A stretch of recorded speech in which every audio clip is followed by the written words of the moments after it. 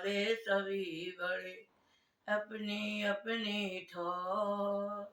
शब्द पार की जो मिले वो माथे सिर मोर।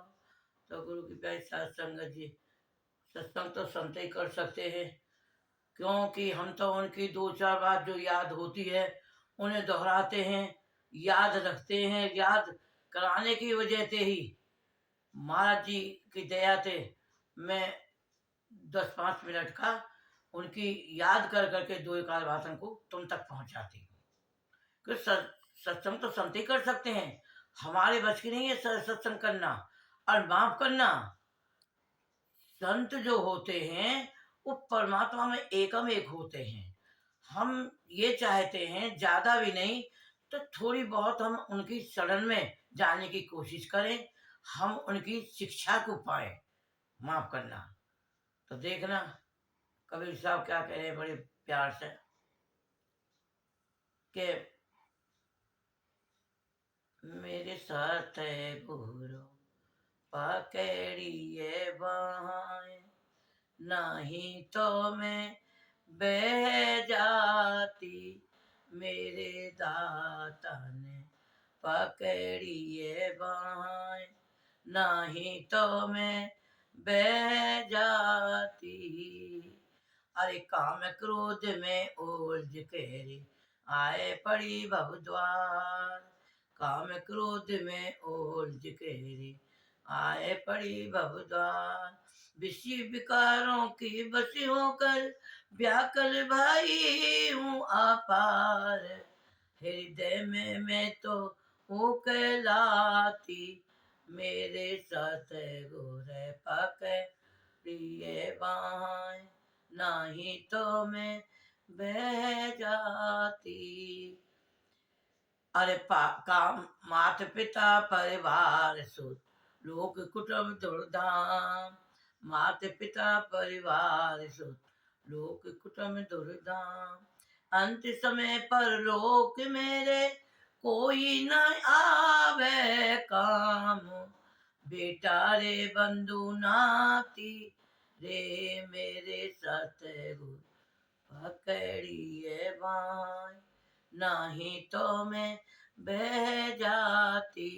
मेरे दाता ने पकड़िए बाहें, नहीं तो मैं बह जाती। अरे पाकर मानुष तन कोरे लिया न गुर का नाम। पाकर मानुष तन कोरे लिया न गुर को नाम। अंत समय पर लोक मेरे नरक कुंड में जा। देख फट मेरी छाती। मेरे सतगुरु पकड़िए बाहें, नहीं तो मैं बह जाती। अरे कहे कबीर धनमान शेर करुणा सिंध कबीर। कहे कबीर धनमान से करुणा सिंध कबीर। संत न होते जगत में तो कौन तो हरता मेरी पीर। इसी तो लिए गुण गाती। मेरे सतगुरु पकड़िए बाहें, नहीं तो मैं बह जाती। माफ करना हमारे संत महात्मा में समझाते हैं और क्या क्या कहते हैं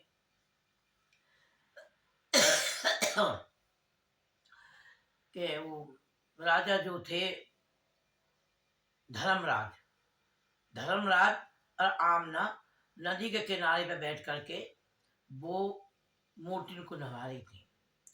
कबीर साहब प्रकट हो गए, आकर कहने लगे भाई इन्होंने आज तक तुम्हें जवाब दिया है।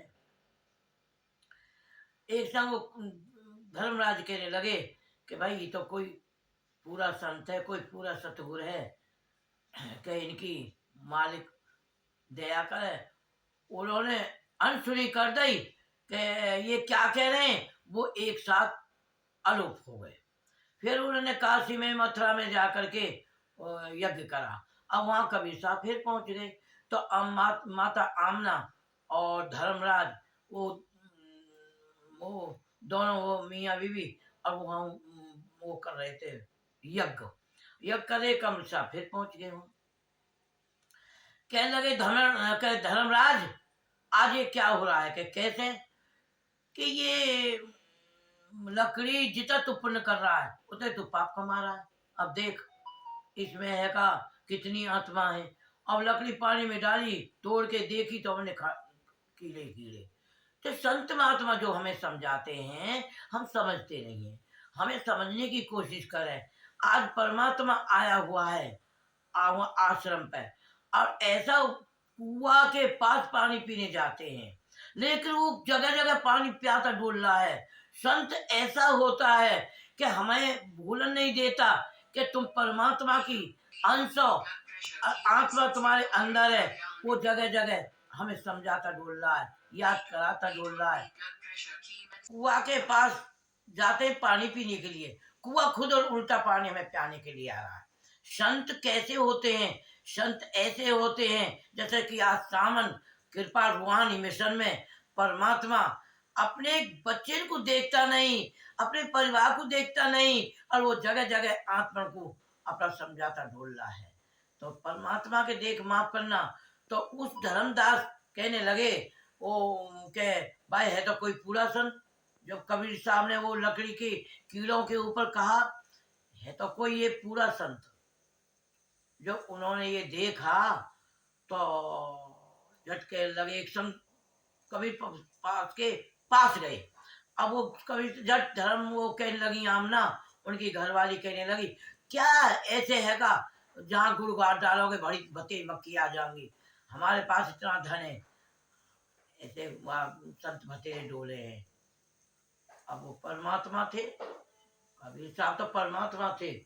वो एक साथ उन्होंने झट वहां से बंद कर दिया। अब वो करते वहां, अब वहां पहुंच गए, वहां चारों तरफ अब आमना भी है, धर्मराज भी, धर्मदास भी। अब वो धर्मदास जो है वो बार बार है का कहें कि भाई कोई ऐसा संत मिले जैसे कि हम। सही बात है, आज तक हम इतने दिन आ गए मंदिर में पूजा करने जाते हैं, तीर्थ स्थानों पर जाते हैं, आज तक हमें किसी भी मूर्ति ने जवाब नहीं दिया। ये तो कोई चलता पड़ता हुआ परमात्मा, हाँ, लेकिन हमने उनकी कोई बात नहीं सुनी। जब उन्होंने कहा कि चलते चलते उन्होंने सत्संग में हमारे रण सिंह महाराज जी बताते हैं, भाई संत उन्होंने जमीन बिकी, मकान बिके, दुकान बिकी, सब कुछ बिक गया, कुछ भी पास न रहा। अब दोनों मियाँ भी बतलाते हैं और कहते हैं कि आमना क्या होना चाहिए, हम तो दुनिया को पैसा देते थे, ले आज हमारे पास कुछ नहीं रहा। लेकिन दोनों तरफ से गए रे पाड़े, हलवा मिले न माड़े। हम तो कंगाली भी है गए और हमें ऊपर महात्मा भी नहीं मिला। तो माफ करना, ये जो संत महात्मा होते हैं बड़े भागों से मिलते हैं ऐसे, क्योंकि हमें पता नहीं हम कौन है, कहाँ से आए हैं।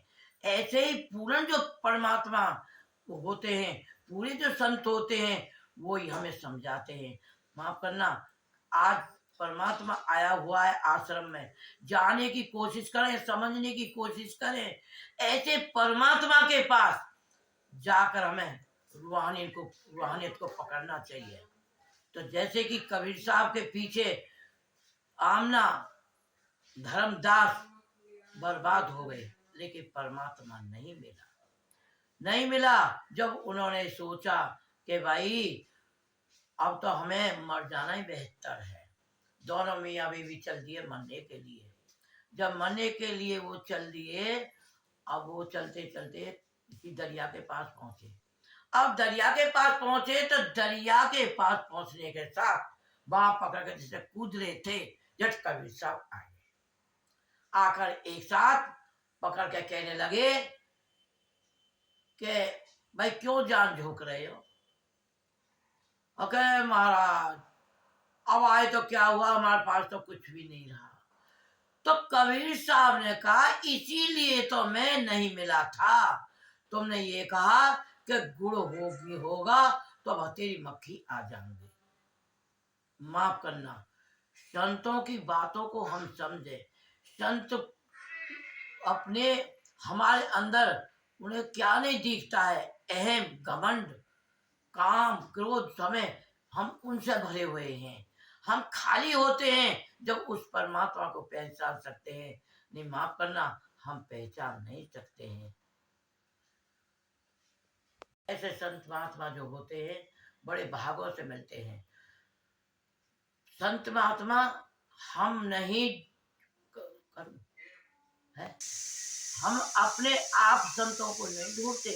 माफ करना, संत हमें ढूंढता है। संत हमें ढूंढता है कि मैंने वादा किया है या आत्मा से कि जब हम वहाँ आत्मा परमात्मा के पास थे, वो आत्मा जब आई तो हम वादा करके आए कि हम तेरा भजन करेंगे, अष्टोध्याय का हम परमात्मा को याद करेंगे। हम आए दुनिया में, हम भूल गए, हम परमात्मा को भूल गए और हम माफ करना, हम वहां पे वादा को भी भूल गए। तो इसी समय ये जो दो चार बात कही है परमात्मा के इसलिए कही है, आज हमारा पूरन गुरु आज आया हुआ है दिल्ली में कृपाल आश्रम रूहानी मिशन में, जाकर के वहां पे भाई झोली भरो और रूहानियत को पकड़ के लाओ। अपने जीवन को संभालना है तो ऐसे संत की शरण में जाओ। माफ करना, इसी शब्दों के साथ सत्संग का समय समाप्त है और मैं हाथ जोड़ के माफी मांग रही हूँ। जो मैंने कहा है, जो मेरी गलती है उन्हें मुझे दे देना, और जो एक आध बात कही है वो परमात्मा की है जो समझ में आए। जरूर जरूर मालिक के पास पहुंचे।